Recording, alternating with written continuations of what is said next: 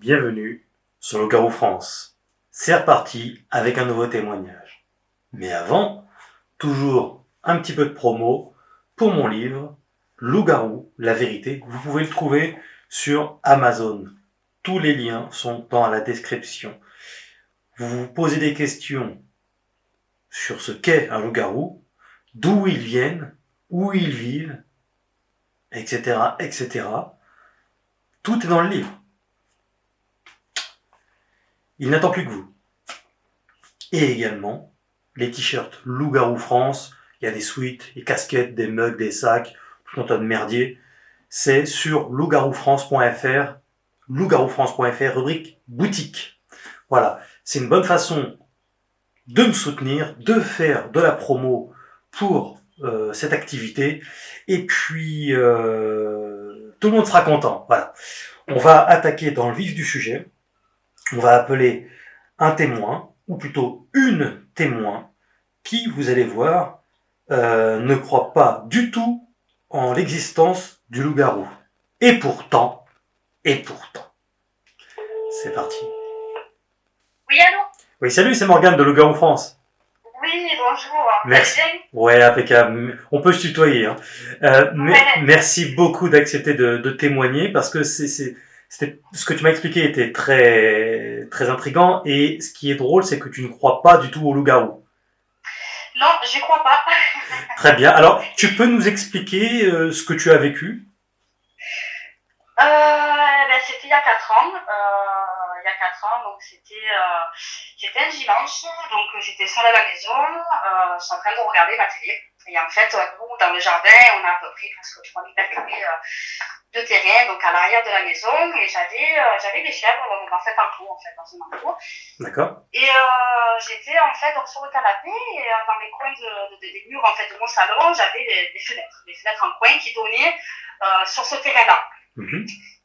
Et en fait, ce qui s'est passé, c'est qu'à un moment donné, je regarde un peu plus loin et puis je vois ma chèvre figée vers la forêt. Donc ça fait une sorte de clôture en fait qui délimite le terrain, donc le bien, et une forêt qu'il y a derrière. Et en fait, à ce moment-là, je vois dans la chèvre figée machin, je me dis, bon, tiens, c'est ça. Et c'est vrai que souvent, il y a des chiens qui passent. Voilà, les chiens du voisin, tout ça. Mm-hmm. Donc, je ne me suis pas plus inquiétée, sauf qu'à un moment donné, quand je regarde, j'insiste, en fait, je regarde un peu plus et puis je vois quelque chose d'assez étrange, en fait, qui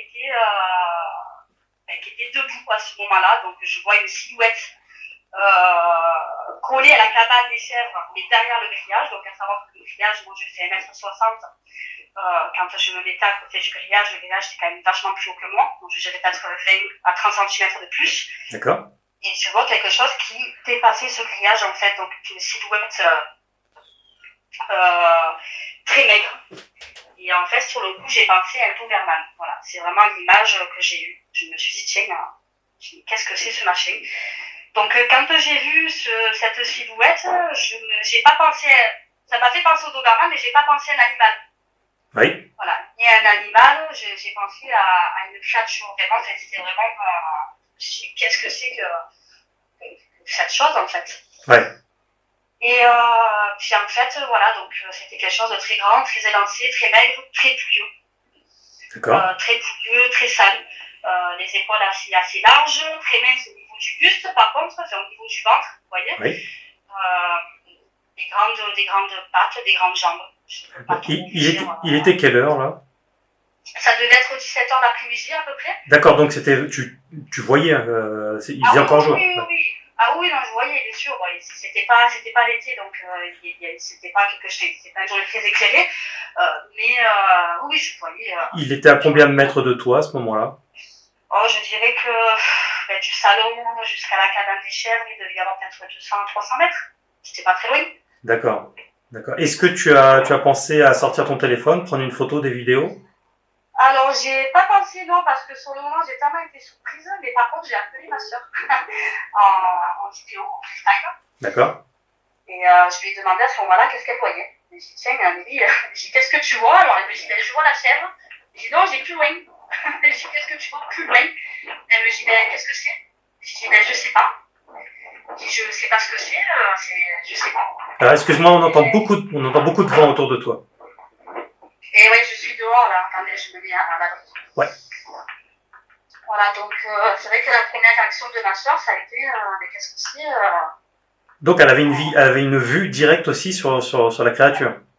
Elle avait une vue, mais pas comment je l'ai vue, parce que moi c'est toujours pareil, quand c'est en vidéo, et quand c'est en vrai, voilà, ça donne pas la même chose en fait. On peut pas zoomer, on peut pas. Effectivement, elle a vu quelque chose de. Elle n'a pas vu comme je l'ai vu moi, elle a vu quelque chose d'assez bizarre. Est-ce qu'elle elle a combien de mètres environ de la vision à ce moment-là? Mais pareil que moi, en fait, elle du salon. Ah d'accord, elle vit dans la même zone. Non, je l'ai appelée en fait en FaceTime pour qu'elle puisse voir en fait. Ah d'accord, ok, je comprends mieux. Ok, je comprenais pas, je croyais qu'elle vivait pas loin de chez toi. D'accord. Je lui ai demandé ce qu'elle voyait. Je lui ai dit, qu'est-ce que tu vois? Ah bah oui. Et en premier temps, elle m'a dit, je vois la chèvre. J'ai dit, non, je regarde un peu plus loin. Ouais, d'accord, je comprends. Et en fait, il y a eu un laps de temps, et puis je voyais, bon, qu'elle cherchait ma chèvre, et puis là, elle me dit, oh, putain, elle me dit, mais c'est un chien. Elle me dit, mais qu'est-ce que c'est? Ouais. J'ai dit, non, c'est pas un chien, je sais pas. Bah oui. Et en fait, à ce moment-là, je suis sortie, et puis j'ai aperçu, ça a peut-être duré une seconde, donc j'ai appelé mon animal, et puis à ce moment-là, il n'y avait plus rien. Voilà. Donc après, au niveau des détails, malheureusement, j'en ai pas plus que ça, parce que j'étais un peu loin, et c'était vachement noir par contre. Hein. Cette chose était très très noire, noir sombre. Ça m'a vraiment fait penser au Doberman. Par contre, j'ai vu des grandes oreilles. Oui. Des grandes oreilles, voilà, je me dis très plus, on aurait dit que c'était un animal très malade. Ouais. Peut-être la gale, peut-être qu'il mourrait de faim, c'est pas impossible. Oui. Et ses yeux, tu as réussi à les identifier ou pas? Non. Après, je vous dis, malheureusement, les détails du visage, j'ai pas pu, parce que c'était très, très, très loin en fait. Hein. Ouais. Je pense que tout ce qui était sur le visage se confondait un petit peu. Tu discernais comme une grosse gueule? La gueule, j'ai pas vu la gueule après. Hein, tu voyais surtout la silhouette, d'accord. Voilà, c'était vraiment la silhouette. Ouais. Ça, ce que je peux vous dire de sûr et certain, c'est quelque chose de très grand, très pouilleux, noir, mais de noir très sombre, des grandes oreilles, des bras aussi, des bras ou des pattes, j'en sais pas du coup. Ouais. Des bras, il était en bipède, hein, il était sur deux pattes en fait, les jambes un peu fléchies. Et il bougeait pas? Non, il bougeait pas. Et il était vraiment figé sur la sève. Hein. C'est quelque chose qui avait fait, je pense. Hein. Il est très malin parce qu'il était caché aussi. Enfin, caché. Ça se voyait qu'il était vraiment, c'est la malice, hein. Il était entre la clôture de grillage, la cabane et l'arbre, en fait, il était vraiment entre deux. On voyait qu'il voulait pas se montrer, pas plus que ça, en fait. Ouais, et moi, c'est ce que j'ai ressenti, voilà. D'accord. Et alors, tu m'as expliqué que tu as eu des poules et des chèvres retrouvées mortes. Oui. Mais ça, après, comme je vous dis, je vous ai expliqué, je pense que c'est plus une histoire de chien parce que les bêtes n'ont pas été éventrées, n'ont pas été, vous voyez. Donc, vu qu'on a déjà eu une attaque de chien sur le terrain. Oui, il y a un chien, vous avez pu l'identifier, le chien, du coup? Le premier chien qui sont venus sur le terrain? Ouais. Oui, c'était un malinois avec un gros berger d'Anatolie, ouais. D'accord. Et ça, c'est les premiers chiens, parce qu'on a eu plusieurs attaques sur le terrain, malheureusement. Ah, ils ont tué des poules aussi? Alors, cette fois-ci, donc, là, justement, on a retrouvé des pouilles, en fait, et on n'a pas eu les animaux sang. On ne sait pas qu'est-ce qui a pu tuer ces animaux. Ah, voilà. Donc, voilà. Mais on a déjà eu auparavant des problèmes avec les chiens des voisins, tout ça. Oui. On avait pu identifier les chiens à ce moment-là, mais là, cette fois-ci-là, avec les chèvres et les poules, non, on ne sait pas. Il y avait combien de poules tuées? Il y en avait 8. 8, ouais. Ils étaient vraiment... elles étaient vraiment dépouillées de partout Ouais, les poules, ouais. Ouais, les poules, ouais. On savait plus trop. Il y avait des plumes, on pouvait identifier un oiseau. Ouais. Mais les poules, elles étaient massacrées quand même. Et les chèvres? Les chèvres, elles étaient pas de signes étouffés, je dirais. Voilà, étouffées, au niveau du cou. Ça m'a fait penser vraiment à des chiens qui ont joué en meute, vous voyez. Jusqu'à étouffement d'animal, mais il n'y avait pas de plis, il n'y avait pas tout ça en fait. Hein. D'accord, tu m'as dit quoi, elles étaient trempées? Ouais, elles étaient mouillées au niveau du cou. Ah ouais, d'accord. Oui, c'est sans doute peut-être une crise cardiaque, tellement elles ont eu peur de ce qu'elles ont vu. C'est possible. Là, franchement, Parce que les chèvres sont à côté des poules. elles vivaient ensemble, ouais, dans Ah le même oui, enclos. Donc, ah oui, c'est donc deux séparés de... ils ont vu toute la séquence alors du coup, automatiquement. Ah, je suppose, oui. Oui. On est rentré, on était de mariage la veille, et c'est le lendemain, à 10h le matin, le voisin qui me dit écoutez, je pense que vous aviez un souci dans l'enclos. Ouais. Et j'ai dit qu'est-ce qui se passe? Il me dit écoutez, elle y a de problème en fait. Et en fait, quand je suis rentrée, effectivement. Ça s'est passé en pleine nuit?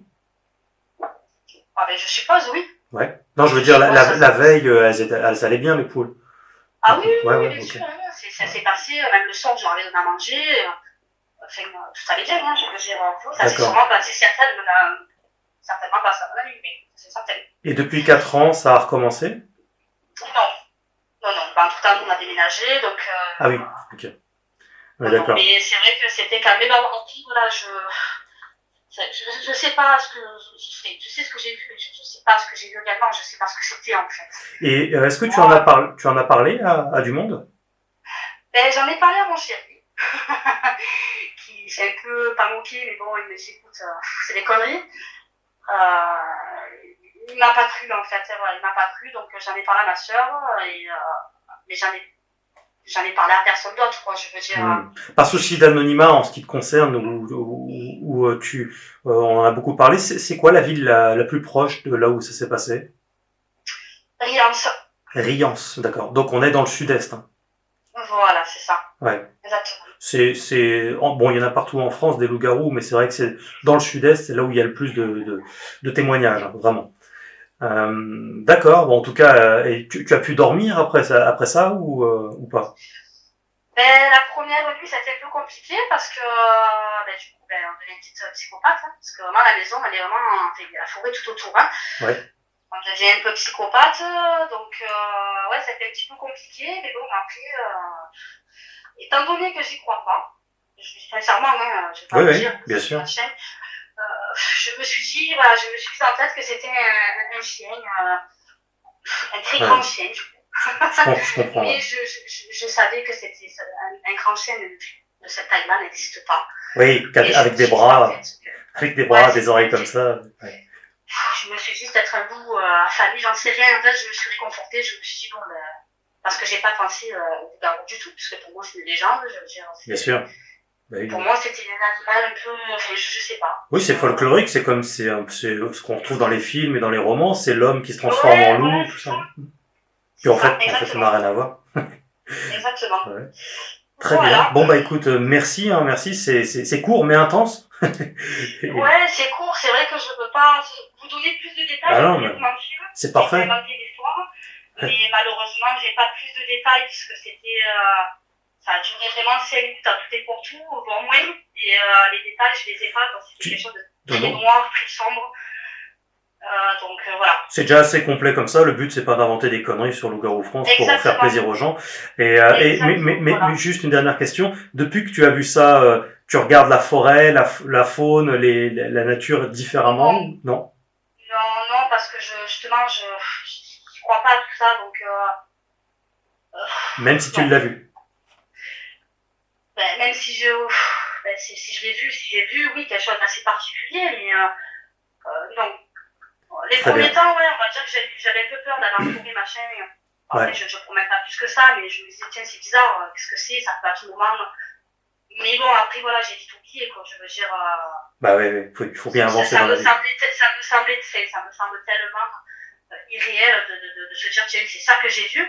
Ouais. Que voilà, j'y pense plus. Bon, maintenant, vous m'avez rappelé, j'ai vu un petit peu des vidéos sur votre site YouTube. Oui. Donc, là, je me dis, bon.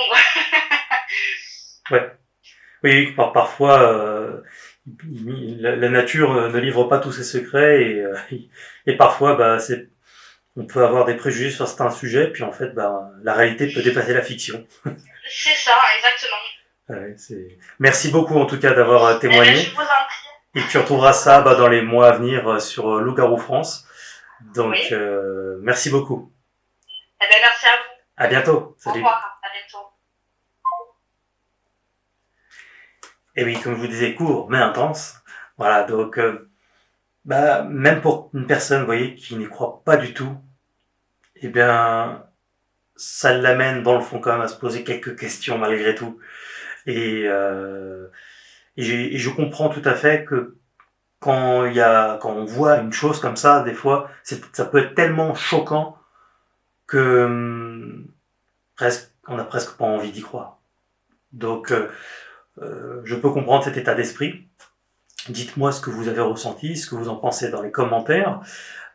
Et puis, n'oubliez pas toujours le petit like galactique.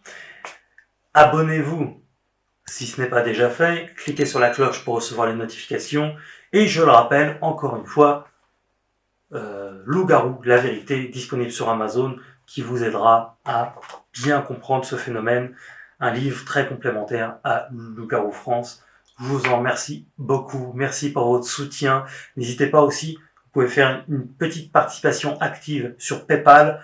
Le lien est dans la description et j'en ai bien besoin car je vous prépare toujours plein de contenu pour vous. Voilà, vous étiez sur Loup-garou France.